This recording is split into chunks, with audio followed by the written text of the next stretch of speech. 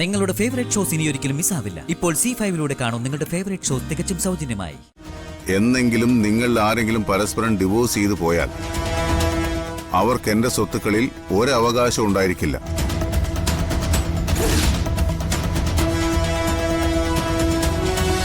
ദത്തെടുത്ത കുട്ടിയെ സ്വത്തുക്കൾ വീതം വെക്കുമ്പോൾ ആരും പരിഗണിക്കാറില്ല.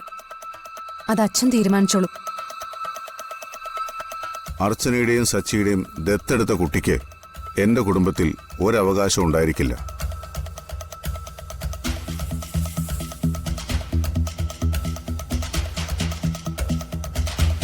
എന്നാൽ അർച്ചനയ്ക്കും സച്ചിക്കും ഞാൻ നൽകുന്ന സ്വത്തുക്കൾ അവർ ആ കുഞ്ഞിന് നൽകുന്നതിൽ എനിക്കൊരു വിരോധവുമില്ല. അച്ഛൻ്റെ സ്വത്തിൽ ഒരു അവകാശവും എനിക്കില്ലെങ്കിലും എനിക്ക് യാതൊരു കുഴപ്പമില്ല. കാരണം ഞങ്ങളുടെ ജീവിതത്തിൽ ഇനിയൊരു കുഞ്ഞുണ്ടാവുന്നുള്ള പ്രതീക്ഷയൊന്നും എനിക്കില്ല. അതുകൊണ്ടാണ് ഞാൻ നിങ്ങളോട് ഡോക്ടറെ കാണാൻ പറഞ്ഞത്. നിങ്ങളത് ഇതുവരെ ചെയ്തിട്ടില്ലല്ലോ. അതുകൊണ്ട് തന്നെയാ ഞാൻ ഇപ്പൊ വിൽപ്പത്രത്തിൽ ഇങ്ങനെ ചില മാറ്റങ്ങൾ വരുത്തുന്നത്. കുട്ടികളില്ലാത്തവർക്ക് മറ്റുള്ളവർക്ക് കൊടുക്കുന്നതിന്റെ പകുതി സ്വത്തുക്കൾ മാത്രമേ ലഭിക്കുകയുള്ളൂ. അച്ഛൻ സ്വത്തൊന്നും തന്നില്ലെങ്കിലും എനിക്കൊരു പരാതിയുമില്ല. നിൽക്ക്, ഞാൻ പറഞ്ഞു തീർന്നില്ല. എന്നെങ്കിലും നിങ്ങൾ ആരെങ്കിലും പരസ്പരം ഡിവോഴ്സ് ചെയ്തു പോയാൽ അവർക്ക് എന്റെ സ്വത്തുക്കളിൽ ഒരവകാശം ഉണ്ടായിരിക്കില്ല.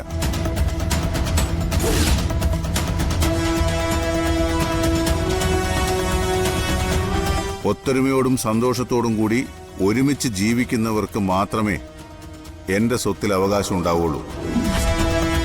വിൽപത്രം മാറ്റിയിരുന്നതിൻ്റെ ഉദ്ദേശം എന്താണെന്ന് എനിക്കിപ്പോൾ മനസ്സിലായി. പക്ഷെ എൻ്റെ കാര്യത്തിൽ ഞാനൊരു ഉറപ്പും ആർക്കും തരില്ല. നന്ദേട്ടൻ എന്തിനാ ചൂടാവുന്നേ? അച്ഛൻ പറയട്ടെ ഏട്ടാ. അച്ഛൻ്റെ മനസ്സിൽ മറ്റെന്തോ വെച്ചുകൊണ്ടാണ് ഈ സംസാരിക്കുന്നത്.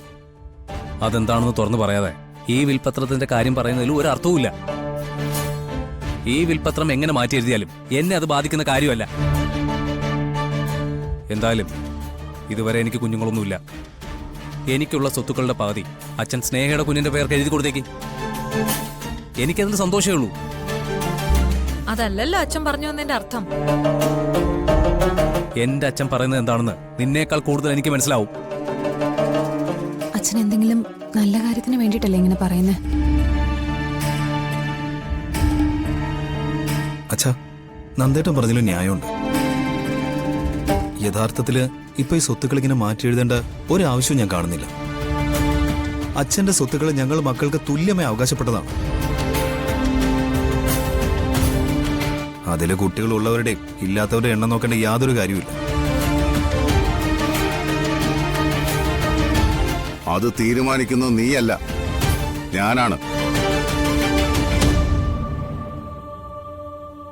അതിനിവിടെ ആരും ഡൈവേഴ്സ് ചെയ്തു പോകുന്ന കാര്യമൊന്നും തീരുമാനിച്ചില്ലല്ലോ. അച്ഛന്റെ ഒരു തീരുമാനം പറഞ്ഞു എന്നല്ലേ ഉള്ളൂ.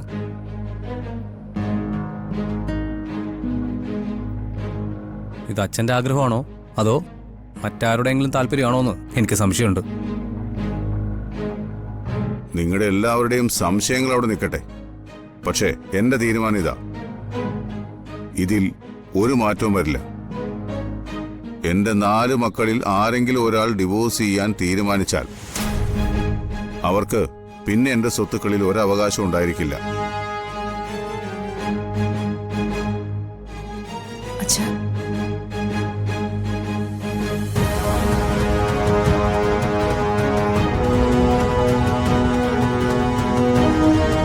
പണവും സ്വത്തുക്കളും സ്വന്തമാക്കുന്നതിനേക്കാൾ വലിയ ജീവിത സന്തോഷങ്ങൾ വേറെയുണ്ട്. അതുകൊണ്ട് ഞാൻ ഡിവോഴ്സ് ചെയ്യില്ലെന്ന് യാതൊരു ഉറപ്പും പറയാൻ പറ്റില്ല. ഏട്ടാ,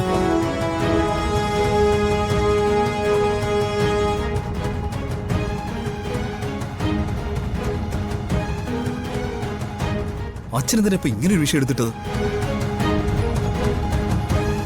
അച്ഛൻ എന്ത് തീരുമാനിച്ചാലും എനിക്ക് ഒരു എതിരഭിപ്രായവും ഇല്ല.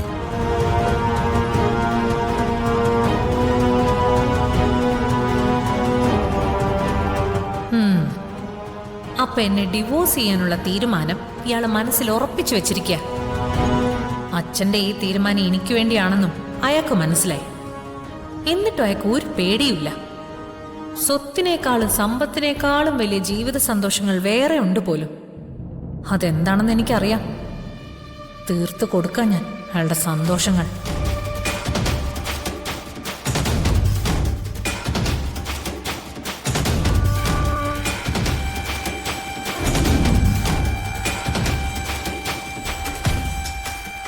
മോളെ,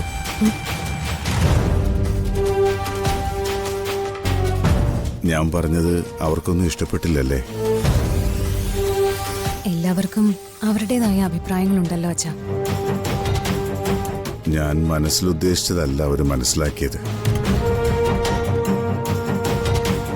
ഞാൻ അച്ഛന് മരുന്നെടുത്തിട്ട് വരാം. നിൽക്ക്, എനിക്ക് വേറൊരു കാര്യം പറയാനുണ്ട്. മാഷ് വിളിച്ചായിരുന്നു. മോളെ വിളിച്ചിട്ട് ഫോൺ എടുത്തില്ലെന്ന് പറഞ്ഞു. ഞാൻ ഫോൺ മുറിയിൽ ചാർജ് ചെയ്യാൻ വെച്ചിരിക്കാം. എന്താ അച്ഛാ, അവിടെ എന്തെങ്കിലും അത്യാവശ്യമുണ്ടോ? അവര് നാളെ ഇങ്ങോട്ട് വരുന്നുണ്ടെന്ന് പറഞ്ഞു.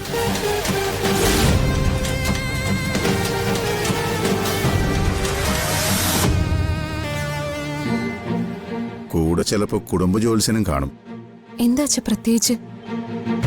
അല്ല, ജോത്സരെയും കൊണ്ടുവരുന്നു പറഞ്ഞുകൊണ്ട് ചോദിച്ചത്. നിങ്ങൾക്ക് കുഞ്ഞുങ്ങളുണ്ടാവുന്നതിനെ കുറിച്ച് അറിയാൻ അച്ഛനും അമ്മയും കൂടി ജോത്സ്യന്റെ അടുത്ത് പോയിരുന്നു.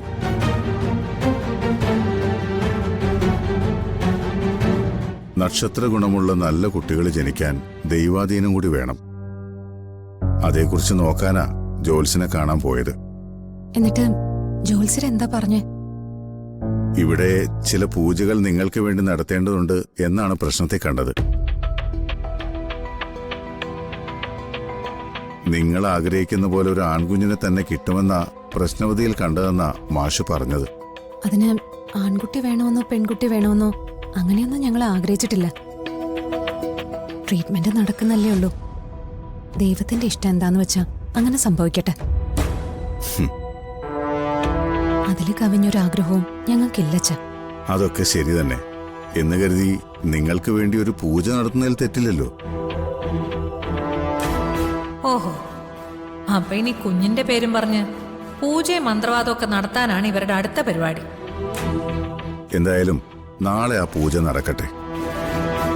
ജ്യോത്സ്യം പറഞ്ഞ പോലെ മോൾക്കും സച്ചിക്കും ഒരു ആൺകുഞ്ഞ് തന്നെ ജനിക്കും. ആ കുഞ്ഞിനെ കാണാനാ ഞാൻ കാത്തിരിക്കുന്നത്.